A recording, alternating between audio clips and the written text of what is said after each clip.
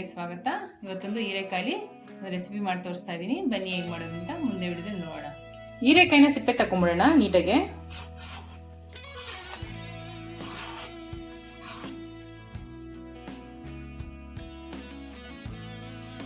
ಹೀರೆಕಾಯಿ ಸಿಪ್ಪೆ ತಕೊಂಡಾಗಿದ್ರೆ ಹೀರೆಕಾಯಿ ಸಿಪ್ಪೆ ಯಾವತ್ತೂ ವೇಸ್ಟ್ ಆಗಲ್ಲ. ಇದ್ರೊಳಗೆ ಚಟ್ನಿ ಮಾಡ್ಬೋದು.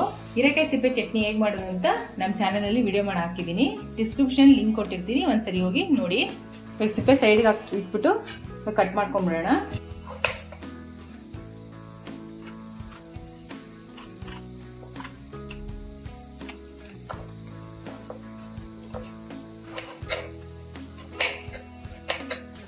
ನೋಡಿ ಈ ಥರ ಮಾಡ್ಕೊಂಡ್ರೆ ಸಾಕು.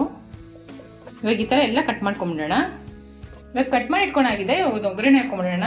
ಒಗ್ಗರಣೆ ಮಾಡೋದಕ್ಕೆ ಒಂದು ಪಾತ್ರೆ ತೊಗೊಂಡಿದ್ದೀನಿ. ಅದಕ್ಕೆ 2 ಟೇಬಲ್ ಸ್ಪೂನ್ ಎಣ್ಣೆ ಹಾಕೊತಾ ಇದ್ದೀನಿ. ಎಣ್ಣೆ ಕಾಯ್ತಾ ಇದ್ದಂಗೆ ಸ್ವಲ್ಪ ಸಾಸಿವೆ ಹಾಕೊತಾ ಇದ್ದೀನಿ. ಸಾಸಿವೆ ಸಿಡ್ತಾ ಇದ್ದಂಗೆ ಸ್ವಲ್ಪ ಕರಿಬೇವಿನ ಸೊಪ್ಪು, ಸ್ವಲ್ಪ ಇಂಗು, ಕಟ್ ಮಾಡಿ ಇಟ್ಕೊಂಡು ತರಕಾರಿ. ಇದಕ್ಕೆ ಒಂದು ಲೋಟದಷ್ಟು ನೀರು ಹಾಕೊಂಡು ಇವಾಗ ಇದನ್ನು ಬೇಯಿಸ್ಕೋಬೇಕು ಮೆತ್ತಗಾಗೋವರೆಗೂ. ಇದು ಬೇಯೋಷ್ಟೊತ್ತಿಗೆ ಒಂದು ಕುಕ್ಕರ್ ಇಟ್ಕೊಂಡ್ಬಿಡೋಣ. ಒಂದು ಕುಕ್ಕರ್ ತೊಗೊಂಡಿದ್ದೀನಿ. ಇದಕ್ಕೆ ಒಂದು 60 ಗ್ರಾಮ್ ತೊಗರಿಬೇಳೆ ಹಾಕೊತಾ ಇದ್ದೀನಿ, ಒಂದು 30 ಗ್ರಾಮ್ ಕಡಲೆಬೇಳೆ ಹಾಕೊತಾ ಇದ್ದೀನಿ, ಒಂದು 30 ಗ್ರಾಮ್ ಹೆಸರುಬೇಳೆ ಹಾಕೊತಾ ಇದ್ದೀನಿ. ಇದ್ರೊಳಗೆ ಧೂಳು ಇರುತ್ತೆ, ಸಲ ಚೆನ್ನಾಗಿ ತೊಳ್ಕೊಂಡ್ಬಿಡೋಣ. ಬೇಳೆಗಳನ್ನೆಲ್ಲ ಚೆನ್ನಾಗಿ ತೊಳ್ಕೊಂಡಿದ್ದೀನಿ. ಇವಾಗ ಮುಳುಗೋಷ್ಟು ನೀರು ಹಾಕೊತಾ ಇದ್ದೀನಿ. 1 ಟೇಬಲ್ ಸ್ಪೂನ್ ಎಣ್ಣೆ ಹಾಕೊತಾ ಇದ್ದೀನಿ, ಸ್ವಲ್ಪ ಅರಿಶಿನ. ಇವಾಗ ಮುಚ್ಕೊಂಡು ಬೇಳೆಗಳನ್ನ ಚೆನ್ನಾಗಿ ಬೇಯಿಸ್ಕೊಂಡ್ಬಿಡೋಣ. ಬೇಳೆಗಳು ಬೇಯೋಷ್ಟೊತ್ತಿಗೆ ಒಂದು ಮಸಾಲೆ ರೆಡಿ ಮಾಡ್ಕೊತಾ ಇದ್ದೀನಿ. ಒಂದು ಜಾರ್ ತೊಗೊಂಡಿದ್ದೀನಿ. ನೋಡಿ, ಹಸಿಮೆಣಸಿನ್ಕಾಯಿನ ಒಂದು 7 ರಿಂದ 8 ಹುರಿದಿಟ್ಕೊಂಡಿದ್ದೀನಿ, ಅದನ್ನ ಹಾಕೊತಾ ಇದ್ದೀನಿ. 1.5 ಟೇಬಲ್ ಸ್ಪೂನ್ ಗಸಗಸೆ, 1 ಸ್ಪೂನ್ ಅಕ್ಕಿನ ಒಂದು ಅರ್ಧ ಗಂಟೆ ಮುಂಚೆ ನೆನೆಸಿಟ್ಕೊಂಡಿದ್ದೀನಿ, ಅದನ್ನ ಹಾಕೊತಾ ಇದ್ದೀನಿ.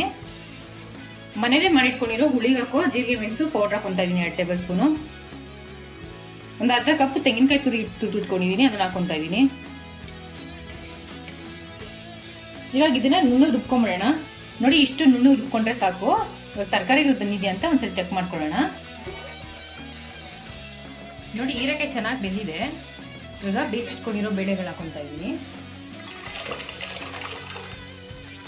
ಇವಾಗ ರುಚಿಗೆ ತಕ್ಕಷ್ಟು ಉಪ್ಪು ಹಾಕೊತಾ ಇದ್ದೀನಿ.